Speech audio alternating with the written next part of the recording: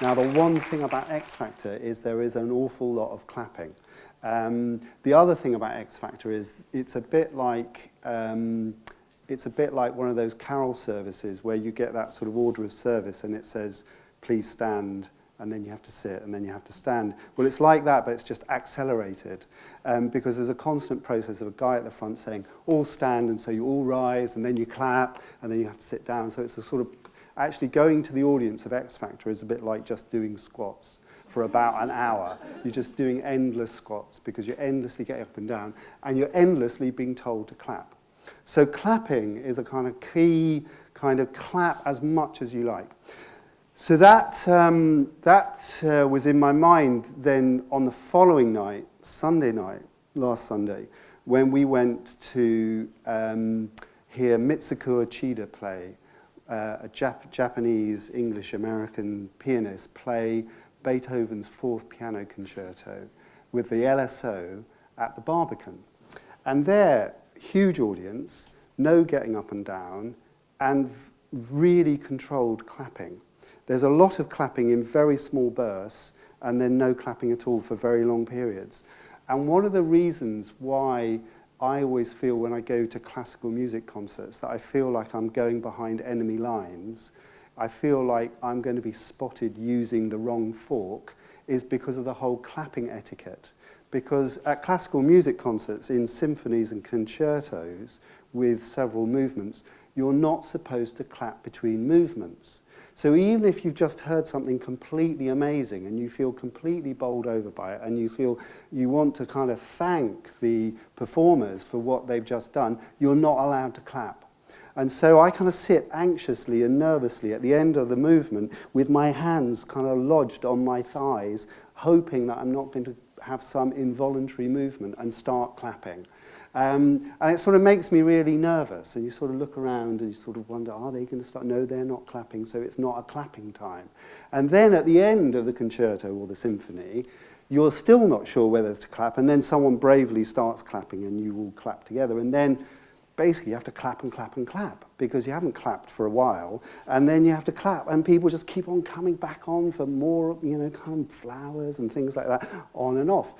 So the whole clapping thing in classical music is part of the sort of whole ceremonial of going to listen to classical music and sort of showing you know what's going on by the fact that you know when and when not to clap. And so where does that etiquette come from? Well, it certainly is the case that if you start clapping in the middle of a symphony or a concerto, it can be very off-putting for the performers. Because I remember going to a previous concert by Mitsuko Uchida with a friend of mine who's best described as a free spirit, who started clapping after the first movement. And, kind of heads looked round and there were sort of ruffles and kind of things like that. So partly, I think it's there because it might be difficult for the performers to get back into their kind of zone, if you like. But it's not really there for that. The real reason, and when I say the real reason, and I know the real reason, what I really mean is my wife told me this, is that it comes from radio.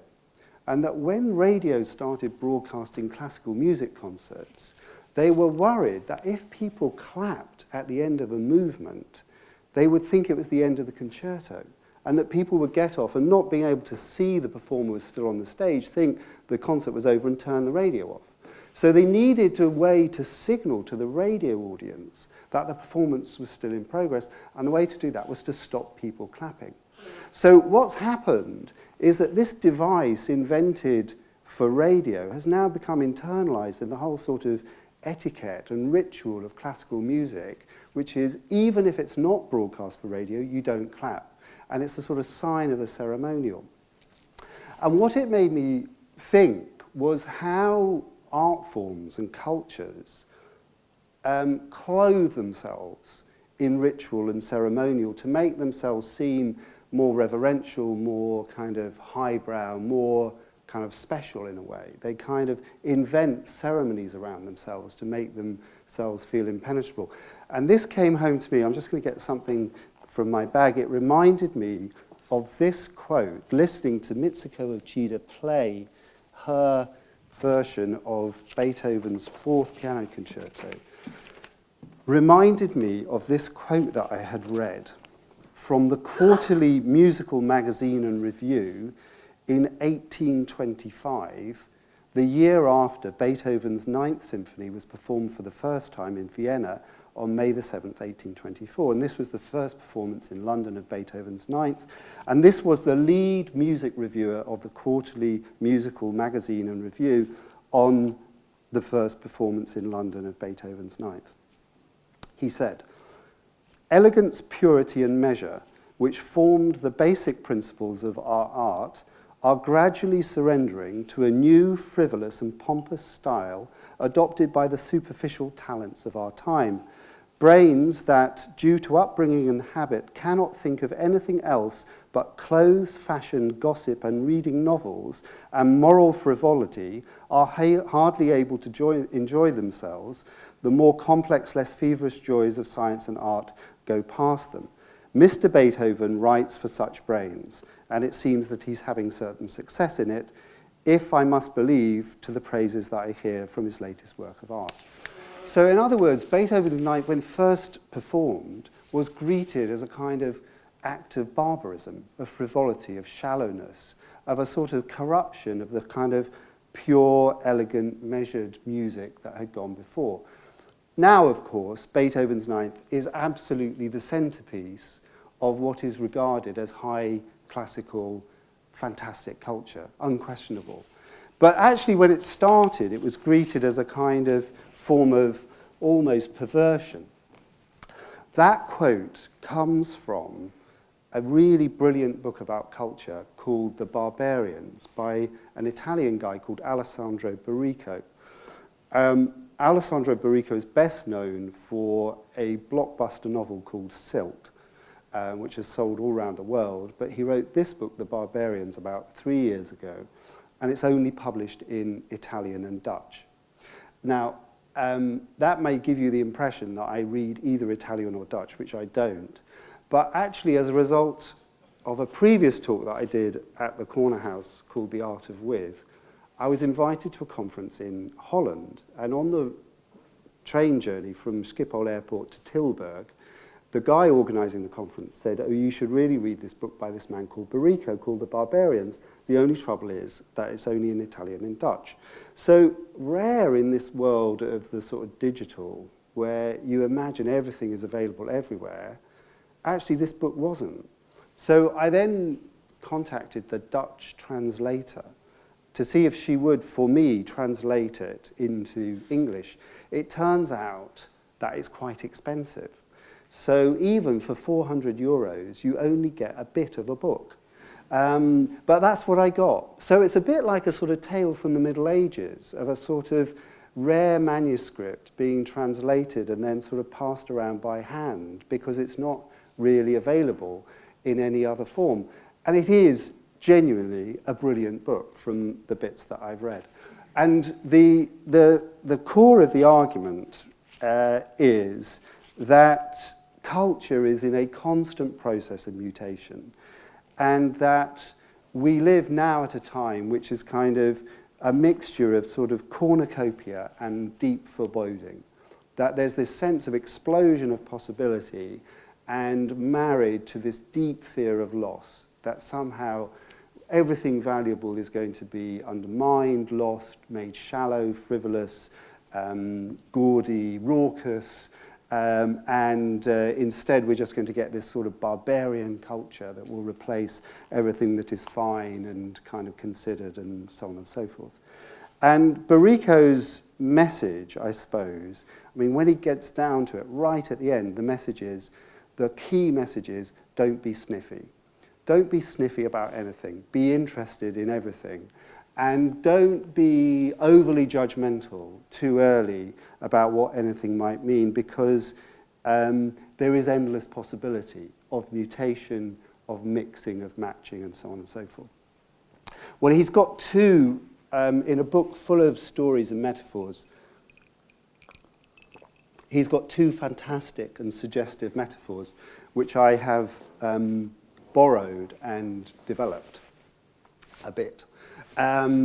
which help, I think, to explain the kind of culture that we're living in and what it's going to be like to work and enjoy it, I suppose. And the first is about wine, that the best way to think about the kind of culture that's being created by the web is actually to think about wine. So the entire thing is designed to obfuscate and to make it difficult for you as a consumer to understand what's going on. It's designed to make you feel confused. And it's designed in a sense to say, the language of this entire experience is our language, and you had better learn it. But we're in control.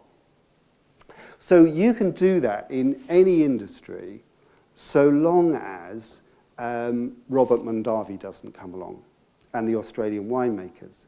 Because what they do is they come along and they do something completely different. They see the product in some completely different way.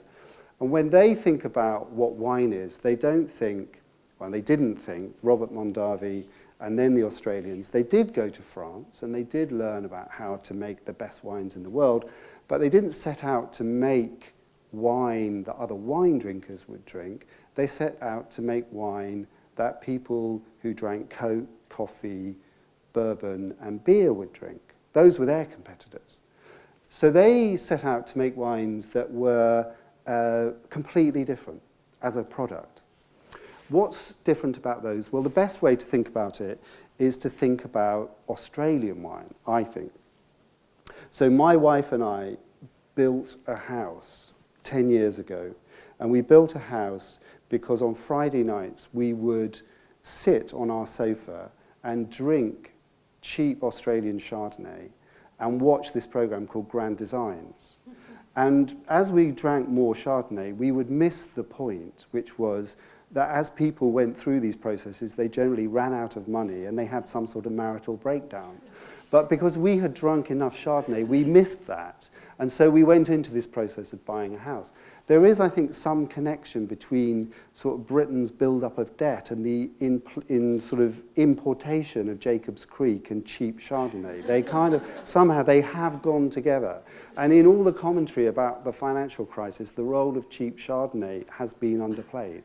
So what does all that do? Well, when you look at an Australian bottle of wine, what it says to you is, I come from somewhere called Cloudy Bay, which sounds kind of intriguing and nice. I am made from a grape called something like a girl from Essex, Sauvignon Chardonnay. I'm made in the year 2007, but that's irrelevant because I taste the same every year. I'm 13% by alcohol. And have you noticed I've got this very handy screw top? And the very handy screw top means that you can open me really easily, and it can give you the impression that you can open it, pour yourself a glass and put it back in the fridge as if you're not going to drink any more. But of course, you do drink quite a lot more. But it's a very easy access technology, in other words, and it's communicating to and with you in a language that you might use yourselves. It's much more conversational. It's much less terrifying. It makes itself very accessible and easy. And the real revolution, which isn't just Australian, it comes also from America, from Robert Parker and his writing about wine, the real revolution is on the back of the bottle. Because on the back of the bottle are these very handy tasting notes which say, this wine goes well with salmon, or what have you. And so, in a sense, the conversation with a bottle of Via Maria Sauvignon Blanc is, you kind of come home on a Friday night after a long week, and you open the fridge, and the bottle says to you, what are you eating? And you say, chicken korma, and it says, I go really well with chicken korma. And what you have to think is, can you ever imagine a French bottle of wine saying, I go well with chicken korma? You can't. So, in other words, in all industries which are cultural and which deal in information and communication, there's a real danger that if you get trapped in your own language and ceremonial, then someone's going to come along and create new languages and new kinds of technologies which communicate with people much more directly, which are much more accessible and usable, which have the equivalent of the screw cap or the USB port, or the plug-in to iTunes adaptation, and which you can start using in less than 5 minutes. So in other words, culture now is a mixture of the highbrow French, the commercial Australian, and the self-made, enabled by all these people who are really selling technology. So to put it in a slightly different way, where are we now is that I think for most of the 20th century there were sort of 3 dominant ways to engage in culture and to imagine making a living from it. One was to be an improver. And the idea of improvement was that culture should be a kind of uplifting experience. It should educate people, give them new horizons. It should take them out of the everyday, but it should also educate them in new ways of thinking, new ways of seeing the world. It was uplifting. And to be uplifting, it needed to be in the hands of people who were already lifted, but would lift everyone else. And so improvers went to work in the BBC, the British Council, national museums, and the entire sort of panoply of institutions created, around the first half of the century, I suppose. The second way to make a living was largely to become an entertainer. And the entertainer's version of culture is, culture's got nothing to do with education, really, fundamentally. Culture is just really about bums on seats. It's about whether people have a good time. It's about X factor. It's about, do they enjoy it? It's got nothing to do, fundamentally, with lifting them up. It's got to do whether they feel excited, moved, terrified, whether they laugh or cry or what have you. It's all got to do with that kind of experience. And there's nothing wrong with seeing that as a business. The third way of making culture, and perhaps doing without a living, and sometimes a few people making a huge living, was to see it through the eyes of the avant-garde, which was, no, the point of culture is not either to improve or entertain, the point of culture is to shock. And it's our job as artists to shock people out of their complacency, to challenge their assumptions, and to make them think. But not to make them think in a way that suggests that we've got the answers, just to challenge the experience of living in sort of late capitalism. And these 3 sort of groups, improve, entertain, and shock, kind of jostled around one another, interacted, traded, shared ideas, came from the same family but kind of took different branches of it. And the reason that I think the web and social media matters for culture is that it's introduced a fourth, or brought back to life in a mass way, a fourth way of thinking about culture, which is culture is to be made. It's to be made and enjoyed. And it's to be something that you contribute to, you find yourself by making, you express yourself through some act of adding to creatively something that other people are creating or of your own. It's an expression of doing things. It's not just enjoying or being educated or shocked. It's to engage in doing things, often with other people. And so I think the way to understand culture now and what it's going to be like is that where it was before this competition between the highbrow improvers and the lowbrow entertainers, with the sort of avant-garde kind of mixing in between, shocking people from time to time, both for good and bad reasons, actually now there's this big fourth competitor, which is people just making culture for one another, with one another, using these tools and platforms in ways which don't require them to seek anyone's permission or say-so or approval. And it's, of course, deeply destabilizing. Because what happens, it seems to me, is that then culture becomes a bit like that Pete Cook and Dudley Moore sketch, which is kind of, I'm upper class and I look down on the middle class, and the middle class look down on the lower class, and everyone looks down on the makers. And so what the entertainers, the improvers, and the shockers share in common is a complete disdain for these amateurs who are kind of just creating culture willy-nilly, democratically, without thinking about the quality, and everyone looks down upon them. But they're also deeply, deeply worried by them. And they're deeply worried by them because the more that people move in this direction to see culture as something they make and contribute to, it pulls people away from these industries. And so what you then see is over here more intense competition between these groups, but also within them. So they're not just competing with the makers. They're not just competing with the fact that people are creating their own music or their own videos or looking on YouTube or doing stuff on Facebook or playing mass computer games or whatever it is. They find themselves now competing for markets which seem to be fragmenting, which are harder to hold on to, and where competition between them becomes more intense. But equally, the entertainers are disrupted because they find that it's harder and harder to assemble mass market audiences. So you have to go to the extreme and gargantuan lengths of X Factor and Britain's Got Talent. And those are essentially playing on the whole making thing anyway, because they're essentially celebrations of karaoke culture in some sense.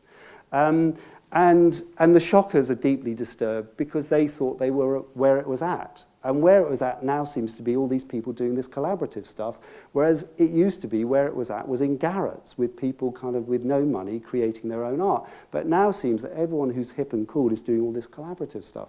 So all these people over here, whilst disdaining this new culture, it's frivolous and shallow, deeply destabilized by it, increasingly competing with one another. And one of the things that happens is that it then encourages people to sort of go in quite different directions. So you see this in publishing and literature. So publishing used to be one of those industries, a commercial industry, which was possible to work in and believe that you had some sort of higher purpose, that you were serving some greater good, and that there was a mixture of commerce and entertainment and improvement because you were publishing books and so on and so forth. Now, I think it's increasingly desperate, basically, because either you're dealing with Jamie Oliver, Lee Child, Jeremy Clarkson, and books that sell in supermarkets, or you're dealing with very, very highbrow things that sell to very few people at very high prices, and they're beautifully designed. So in other words, literature is increasingly going that way.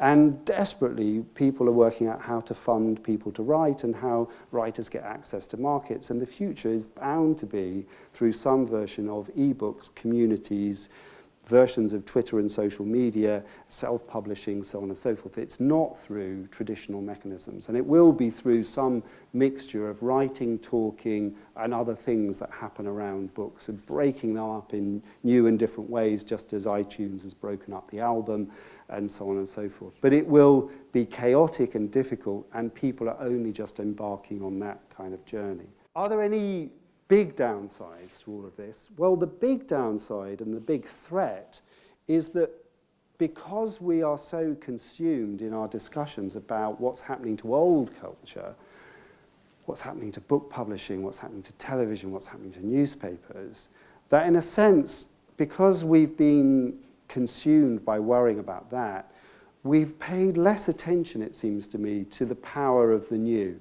And the power of the new is the power of Google, Apple, Facebook, Amazon, and others to organize entire spheres of cultural activity in ways that were previously completely impossible. And three of the features of that, I suppose, are one, the sheer scale of their global ambition, which is breathtaking. So what Google is doing in books is simply breathtaking, what they're doing to digitize and make available previously unavailable books. The second thing about it is that much of it will depend on a kind of intensity of knowledge and interaction with audiences, which is, I think, previously been unthought of. So, to put it crudely, when my dad got home and opened the paper and turned on the BBC Home Service and then decided to turn it off, no one had the slightest idea what he was doing. Now, if you switch from one site to another or download this track or that track or even send that email to that person or upload this to Facebook, it's all generating a better and better picture of who you are and what you might like, so that more specific things will be aimed at you. And the deal is you get less gunk, but we know lots and lots more about you. And the power of Apple, the power of Facebook, and how they use it is going to be the challenge of the future. And what makes me partly worried about it is just how thoughtlessly clumsy they can be. So I'll just give you two examples. One is that I am friends on Facebook with a woman called Geraldine Bedell. And Facebook sent me one of these messages recently saying, you seem to have lost contact with Geraldine Bedell. Maybe you'd like to re-establish contact with her by sending her a message, which is fine, but Geraldine Bedell's my wife. And so Facebook had completely misunderstood that the fact that I didn't communicate with Geraldine Bedell through Facebook meant that we didn't have a relationship, whereas actually it was because we did have a relationship. In other words, when people call this social media, you know, it's pretty asocial in some ways. And so then I had a second experience, which I was telling Isabel about, which is I've just written a book about education. And I spent a year looking at really innovative projects all around the world in education. And when you're writing a book, kind of searching for a title is one of the kind of most tricky things, and you're sort of desperate to find the right title, and it involves throwing away lots of almost good titles before you finally find a title. And eventually, after a long search, I thought I'd found a title embedded in a quote that I got from a student of MIT's OpenCourseware. And this student said, MIT's OpenCourseware has been like a door to infinity for me. It's opened up the possibility of learning. And so I said, that's it, door to infinity. We'll call the book The Door to Infinity, Lessons from Innovators in Education Around the World, or something like that. I gave it to the publisher and they said, no, it's got to be much more basic. It's got to be innovation in education, full stop. I said, what do you mean? No one's going to be interested in a book called Innovation in Education. They said, when someone types into Google, innovation in education, we want your book to come up first. We don't want your book to show up on searches for doors or infinity. We want it to show up in searches for innovation in education. In other words, you can forget metaphor. They're not interested in metaphor. They're just interested in, is what it says on the tin what the tin does. So these two things kind of worry me about all of that, which is that there are, I think, reasons to think, I don't think there's any reason to think that the struggles that we might have had in the past about who controls culture are going to go away. They'll be on a different kind of footing. And a different footing might give us different tools and different possibilities, but there'll still be that struggle.